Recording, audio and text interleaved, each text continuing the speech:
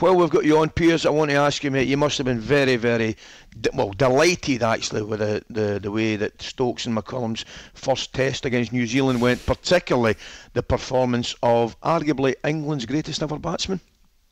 Yeah, I think Joe Root is certainly heading that way. He's in absolutely magnificent form. And remember, he's been in this magnificent form throughout a period where the Test team has really struggled under his captaincy. So probably quite bittersweet yesterday for Joe Root to win a Test match again, and this time not as captain. But I know that he and Ben Stokes are great friends. They support each other enormously well. What I liked about it, Ali, was just seemed a bit more of freedom about the England team.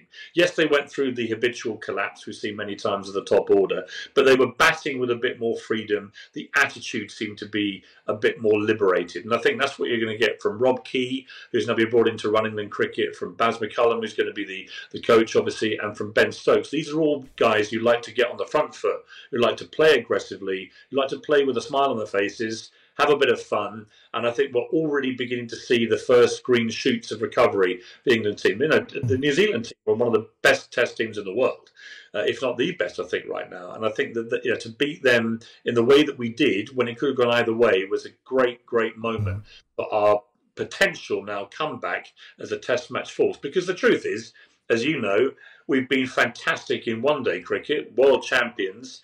I was there for that. It was an amazing day.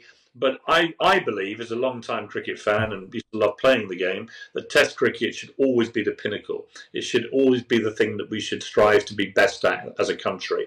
And I think that the new setup there is absolutely great for the right attitude we need to get back. And I think in Root, we have, as you say, arguably already the best batsman we've ever had. And I think certainly by the time he finishes, he'll be undoubtedly the greatest batsman we've ever had. Piers, it's Tony Cascarino here, and you're talking about leadership, and you know, as a batsman, Joe Root has performed brilliantly with the bat as a captain and as now non-captain. Yeah, I mean, look, I personally wouldn't have got rid of him as captain. I felt that he was incredibly harshly done by. I felt he was let down by his teammates. And, you know, he led from the front. He did his bit. He scored 100 after 100 after 100, even as we lost Test match after Test match after Test match. And, you know, he's had a lot of bad luck. I mean, when you lose bowlers of the speed and proficiency of Jofra Archer, for example, that was a massive blow. Jofra Archer, you know, knocked out Steve Smith, the best player in the world right now, at Lords. It was a sensationally fast spell. And when you've got a bowler that can do that to the best players in the world, you can win Test matches. So losing, I think, has been a huge blow. We've lost Mark Wood as well to injury now. There's so many players with injuries. You know, there's a really interesting argument to be had. I'm interested what you guys think, because I don't know whether it's the same in football, but in cricket, there are much more like stress fracture injuries that are developing now. And there is a theory that we should just go back to how they used to train, which was by bowling. You know, the Fred Truman and all those guys used to just bowl, bowl, bowl, bowl, bowl. They never went near a gym. They built their own body strength, which was suited to fast bowling. And now you see so many of the fast bowlers are highly trained physical athletes, but they're all going down with stress fractures. And I don't know if there's a legitimate connection or questions to be raised, but it does seem odd that Fred Truman could bowl 1,000 overs a year without any problem, and we have guys struggling to bowl half that when they go down with injuries. So it's an interesting theory that when they're too fit and the guys are behaving too much like gym buddies, and they are Test match durable cricketers. Well, Piers, on that, with extreme training, you obviously you're more liable to more vulnerable injuries. Yeah. That's the problem. I think that's the thing. They're like finely tuned racehorses now, whereas they used to be great old cart horses.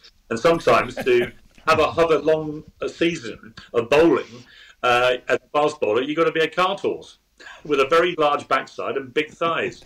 Sounds like me, Piers. Piers, it's Dean Saunders speaking.